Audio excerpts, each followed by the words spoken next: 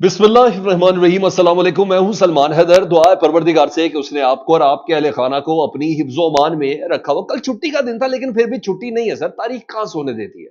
आपके अमाल ऐसे होते हैं और आपके किरदार ऐसे होते हैं, आपकी अफकार ऐसे होते हैं, आपके खतूत ऐसे होते हैं कि शायद वो आपको छुट्टी के दिन आराम लेने नहीं देते।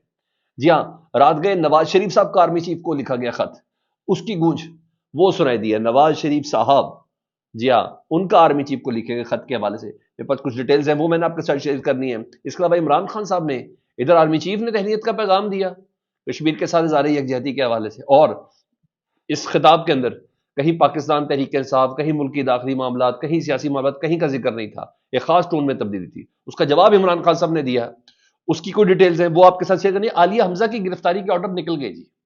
ये मैं आपको बता दूं, आलिया हमजा को गिरफ्तार करना ही करना है, क्योंकि रात को कुछ और क्रैक डाउन्स भी हुए हैं, और जो मैं नाम लूंगा ना आपसे हैरान रह जाएंगे, विद ऑल विजुअल्स। जी हाँ, वो तक जारी हुई हैं, वो चीज़ है। और इसके अलावा जुनेद अकबर साहब बिल्कुल सीधे हो गए इस पूरे सिस्टम के साथ, और उनकी कोई खास एक पैगाम है, उसकी भी कोई तफसील है। पीका एक्ट किसी और के लिए नहीं, मुस्लिम लीग नून के लिए मुसीबत बन गया है। उनकी अपनी एमपीए ही उसके जिम्मे में आ गई है। पीका एक्ट जो सहाफ़ियों को, गलत रिपोर्ट करने वालों को जो शिकंजे में रहता है, पहली, जी हाँ, मरियम नवाज साहबा की टीम की एक मेंबर, वो इसके अंदर फंस गई हैं, और वो छोटी मोटी खातून भी नहीं है। उनकी भी तफसील मैं आपके साथ शेयर करता हूँ। तो डिटेल्स बड़ी इंटरेस्टिंग है, व्लॉग को आपने मिस नहीं करना, मुकम्मल देखना, ताकि मेरा और आपका राब्ता रहे।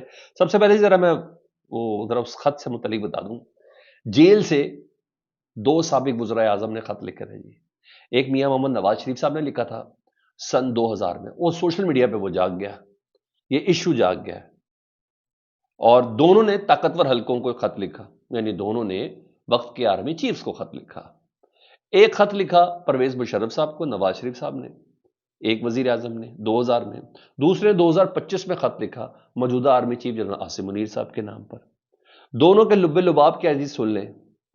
नवाज शरीफ साहब ने जो खत लिखा था सन 2000 में, उसमें लिखा था कि मैं 10 साल तक पाकिस्तान नहीं आऊंगा और सियासत से दूर रहूंगा। मैं 10 साल तक पाकिस्तान नहीं आऊंगा और सियासत से दूर रहूंगा, और वो खत माना गया। जारी बात है, कुछ गैर मुल्की दोस्त भी सारे शामिल थे। फिर माशाल्लाह वो जो जहाज़ों में भर के शेफ्स तक, मुलाजमीन तक, कुक तक, उन तमाम के साथ, और एक अच्छी खासी अमाउंट के साथ, उन तमाम के तमाम अफराद को एक 10 साल की डील पर आर्मी चीफ से बात करके सऊदी अरब भेज भी दिया गया। फिर वहाँ से स्टील मिलें लगी, और फिर वो सब कुछ जो जो कुछ होना था वो तमाम चीज़ें हुई। ये एक वजीर आजम ने कैद में उस वक्त के आर्मी चीफ को खत लिखा, और उस खत के जवाब में उसको बाहर भेज दिया गया। जबकि दूसरा खत जो है ना जी, वो इमरान खान साहब ने लिखा है, जिस खत की गूंज इस वक्त चल रही है। मगर कंपैरिजन बड़ा मजेदार है। मैंने कहा अगर आपके साथ ना करता था ज्यादती हो जाती। इमरान खान साहब ने खत लिखा है 2025 में, 2 दिन पहले, जिसमें वो क्या कह रहे हैं आर्मी चीफ को कि इदारे सियासत से दूर रहे, इदारे सियासत से दूर रहे। मैंने कहा बस ये फर्क है डील में और डट जाने में, कि इमरान खान साहब डटे हुए हैं। वो बता रहे हैं मौजूदा हालात का जिम्मेदार कौन है। वो ये नहीं कह रहे मुझे बाहर भेज दो, वो ये नहीं कह रहे मुझे सऊदी अरब भेज दो, वो ये नहीं कह रहे कि मुझे लंदन भेज दो। ये फर्क है डट जाने में और डील में। तो जो लोग कह रहे हैं ना कि डील डील डील, मेरा ख्याल है उसको 2000 सन 2000 का जो खत है ना, उसके बाद कम से कम शर्मिंदगी शर्मिंदगी और कुछ भी नहीं है। मैं कहीं इससे मुतालिक मैं आपको जरूर बताऊं। कल आर्मी चीफ ने मैंने को बताया कि बड़ा तैरियत और बड़ा मुजफ्फराबाद में कश्मीर का इज़हार यकजहती किया, तो इमरान खान साहब ने भी नफ्स पे हाथ रखा। उन्होंने भी जवाब बड़े ज़बरदस्त तरीके से दिया। इमरान खान साहब का पैगाम है यौम कश्मीर पर, वो आपके साथ शेयर करना ज़रूरी है। और वो कहते हैं यौम यकजहती कश्मीर पर हम इस अहद की तजदीद करते हैं। इमरान खान साहब कहते हैं कि हम मिन हैसल कौम कश्मीरियों के हकूक़ के असूल तक उनकी सफारती, इखलाकी और सियासी हिमायत जारी रखेंगे। 7 दहाइयों से कश्मीर पर तसल्लुत और जबर फसादियत का राज है। इसके बावजूद कश्मीरियों का जज्बा आज़ादी मांद नहीं पड़ सकता। इसमें अकल वालों के लिए पैगाम पहना है कि बंदूक के जोर से नजरियात तब्दील किए जा सकते हैं, ना जज्बा आज़ादी को मिटाया जा सकता है। इसलिए मेरे इस बयानियों को भी तक़वियत मिलती है कि फौजें तैनात करने से कभी भी सिविल मसाइल का हल मुमकिन नहीं होता। कश्मीरियों को अक़वाम मुत्तहिदा की करारदादों की रोशनी में उनका हक़ खुद इरादियत मिलना चाहिए। इस खित्ते में पायदार अमन के लिए मसला कश्मीर का हल नागुज़ीर है। جس کے لیے اقوام عالم کو اپنا کردار ادا کرنا چاہیے۔ میں ایک مرتبہ پھر عالمی برادری سے مطالبہ کرتا ہوں کہ وہ کشمیر میں انسانی حقوق کی سنگین خلاف ورزیوں کا نوٹس لے اور اقوام متحدہ کی قراردادوں کے مطابق مسئلہ کشمیر کے منصفانہ حل کے لیے اپنا کردار ادا کرے۔ بطور وزیر اعظم میں نے مسئلہ کشمیر اجاگر کرنے کے لیے سفارتی سطح پر مسلسل کوششیں کی۔ میرا شروع دن سے یہی موقف ہے کہ پاکستان اور بھارت میں دوستانہ تعلقات کا قیام اقوام متحدہ کی قراردادوں کے مطابق مسئلہ کشمیر کے حل سے ہے۔ پاکستان میں جب بھی تحریک انصاف کی حکومت واپس آئی، کشمیری عوام کی آزادی کے لیے جدوجہد کو اس سرے سے دوبارہ شروع کیا جائے گا۔ بحیثیت قوم پاکستانی اپنے کشمیری بھائیوں کے ساتھ تب تک کھڑے رہیں گے جب تک ان پر آزادی کا سورج طلوع نہیں ہوتا۔ انشاءاللہ وہ دن آ کر رہے گا جب میں کشمیری قوم کو آزاد فضا میں سانس لینا نصیب ہوگا اور اس جنرل نذیر وادی میں بندوقوں کی بجائے آزادی کے نغمے گونجیں گے۔ آرمی چیف نے کہا چاہے ایک دن کر لے، ایک مہینہ کر لے، ایک سال کر لے، کتنے اور کر لیں گے، کشمیر نے آزاد ہونا ہی ہونا ہے۔ تو موجودہ سینیریو کے ساتھ اٹیچ کرتے ہوئے مقبوضہ کشمیر کی صورتحال کو عمران خان صاحب کہہ رہے ہیں کہ نہیں،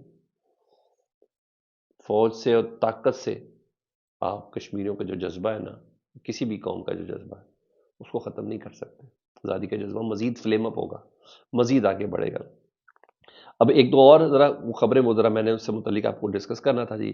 جو رات کو جی میں نے آپ کو تو بتائی ہے کہ عالیہ حمزہ صاحبہ سے متعلق ہے نا، وہ خبریں ہیں کہ ان کو اب گرفتاری ان کی ناگزیر ہو چکی، وہ باز نہیں آ رہی ہیں، اور رات گئی بھی میٹنگز کرتی رہی ہیں، اور یہ تمام چیزیں ہیں، اور ان میٹنگز کی بنا پر کہا جا رہا ہے کہ عالیہ حمزہ کی گرفتاری کا جو گرفتار ہونا نا ان کا ٹھہر چکا ہے، کیونکہ ادھر جنید اکبر صاحب بہت زیادہ وہ ہیں۔ رات کو گرفتاری کے چھاپے وہ آپ کو بتاتا ہوں۔ جنید اکبر صاحب نے ایک بار پھر کہا ہے کہ 8 فروری کو یوم سیاہ کے طور پر منانے کے حوالے سے ہمارے صوبائی صدر خیبر پختونخوا جنید اکبر کی صدارت میں مردان کے پارلیمنٹیرین، تنظیمی عہدیداران اور کارکنان کا ثوابی جلسے کی تیاری کے حوالے سے مشاورتی اجلاس ہوا ہے، اور اس میں فلانے تمام افراد اس کے اندر شریک تھے۔ انہوں نے کہا انشاءاللہ یہ عظیم الشان پاکستان میں حقیقی جمہوریت کے قیام، عوام کے حقیقی مینڈیٹ کی بحالی، اور 8 فروری کو عوامی مینڈیٹ پر پڑنے والے ڈاکے کے خلاف زبردست احتجاج ہوگا جی، اور پاکستان تحریک کے سامنے ہمیشہ جمہوری اقدار، آئین کی بالادستی، عوامی حقوق کے تحفظ کے لیے جدوجہد کی ہے۔ یہ جلسہ اس عزم کا بھرپور اظہار ہوگا کہ عوام اپنے حق رائے دہی پر پڑنے والے ڈاکے پر کسی قسم کا کوئی سمجھوتا نہیں کریں گے۔ عمران خان صاحب کے ویژن کے مطابق پاکستان میں حقیقی آزادی کے قیام تک یہ جدوجہد جاری رہے گی۔ یہ چیز ہے جی، یہ جنید اکبر صاحب کی تیاری میں۔ لیکن رات کو ادھر کیا ہوا ہے وہ ذرا سن لیں۔ نعیم حیدر پنجوتا صاحب عمران خان صاحب کے وکیل بھی ہیں اور ان کی وکلا ٹیم کے ترجمان بھی ہیں۔ رات کو انہوں نے ویڈیو شیئر کی، رات گئے کی ویڈیو شیئر کی۔ انہوں نے کہا موزہ ڈھل تحصیل بھیرا ضلع سرگودا میں میرے گھر پولیس کا چھاپا پڑا جی، اور پولیس اہلکاروں کے ہمراہ سول کپڑوں میں،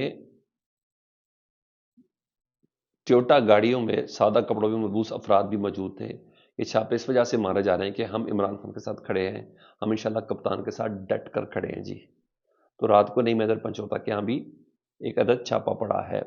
ادھر جی 26ویں آئینی ترمیم کے موقع پر پارٹی ڈسپلن کی خلاف ورزی کرنے پر 2 سینیٹر اور 4 MNAs جو پاکستان تحریک کے ساتھ جن کو شوکت جاری کیے گئے تھے، ان کی حتمی انکوائری کے لیے کمیٹی تشکیل دے دی گئی ہے۔ شوکت کے جواب پہ حتمی انکوائری کے لیے یہ 3 افراد ہیں: اسد کیسر، سردار طارق عزیز اور سینیٹر محسن اجاز۔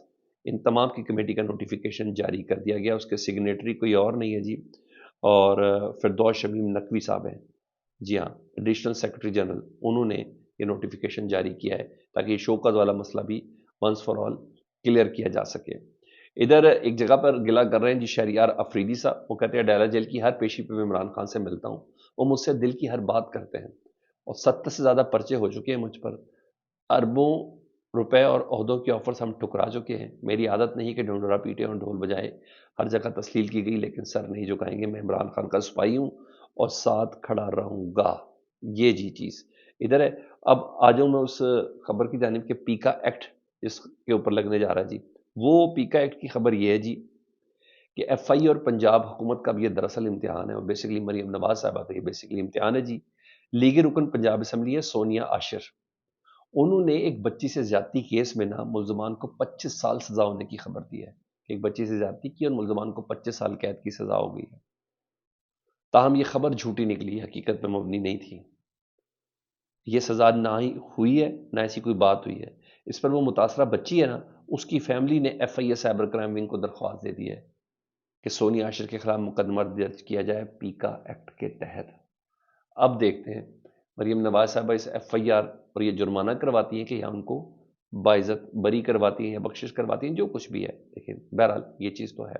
دوسری ایک اہم آج کے دن کے حوالے سے خبر جو ہے وہ خبر یہ ہے کہ لاہور ہائی کورٹ سے جسٹس سرفراز ڈوگر صاحب جو بھی اسلام آباد ہائی کورٹ میں آئے ہیں، جن کو سینئر پیونی جج کے تحت اب چیف جسٹس بھی لگانے کی تیاری ہے، ان 3 ججز کی ٹرانسفر کے بعد نا جسٹس محسن اختر کیانی صاحب نے 5 ججز نے نا خط لکھا تھا، اور وہ سوری خط نہیں لکھا تھا، ریپرزنٹیشن اسلام آباد ہائی کورٹ میں چیف جسٹس عامر فاروق صاحب کے کو بھجوائی تھی جناب، وہ ان کو موصول ہو گئی ہے، اور بتایا جا رہا ہے کہ آج کی تاریخ میں اسلام آباد ہائی کورٹ کے آفس میں نا چیف جسٹس صاحب اس کا جائزہ لیں گے۔ لیکن اصل بات جو کہی ہے نا، وہ کہی ہے وکیل صاحب ہیں بیرسٹر صلاح الدین صاحب، جن کی وجہ سے یہ سارا مدعا اٹھا تھا آئینی بینچ والا، اور جو جن کی درخواست پر جسٹس منصور علی شاہ صاحب نے 191A کی تشریح مانگی تھی، اور پھر جس کو ریورٹ کرایا گیا، اور یہ اب چیف جسٹس والی پوزیشن میں کھڑے ہوئے نظر نہیں آ رہے، ایک گھبرائے ہوئے آدمی کی شکل میں نظر آ رہے ہیں۔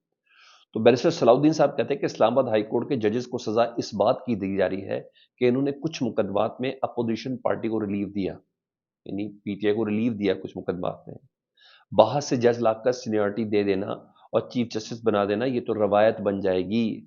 پلان بی کے مطابق نئے آنے والے ججز کو آئینی بینچ کا حصہ بنایا جائے گا، یعنی ایسے ہی جسٹس ڈوگر، جسٹس آصف کو جو ادھر سے لے کے آئے ہیں، سندھ سے لے کے آئے ہیں، سومرو صاحب کو، اور بلوچستان سے لے کے آئے ہیں، انہیں کہا ایسا نہیں ہے، ان نئے آنے والی ججز کو آئینی بینچ کا حصہ بھی بنایا جائے گا، اور جبکہ جو جج کھڑے ہوئے ہیں اس سارے سسٹم کے خلاف، وہ 6 ججز کو مفلوج کر دیا جائے گا۔ تو یہ پلان بھی انہوں نے بتایا کہ سر ابھی بات یہاں ختم نہیں ہوئی، 26ویں آئینی ترمیم کے نے ایک اور بچہ اور جننا ہے، اور اس جننے کے مطابق جو 3 جج آئے ہیں نا اسلام آباد ہائی کورٹ کے، جو اسلام آباد ہائی کورٹ کا آئینی بینچ بننا ہے نا، اس میں ان 3 ججز کو بھی شامل کیا جائے گا، اور وہ جو 6 سینئر ترین جج ہیں اسلام آباد ہائی کورٹ میں، جنہوں نے بڑی محنت کی، بہت کچھ کیا، ان 6 ججز کو کھڈے لائن ہی لگایا جائے گا۔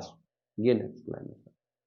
فیڈ بیک سے متعلق ضرور آگاہ کریں، اپنا بہت خیال رکھیں۔ اللہم صلی علی محمد و آل محمد۔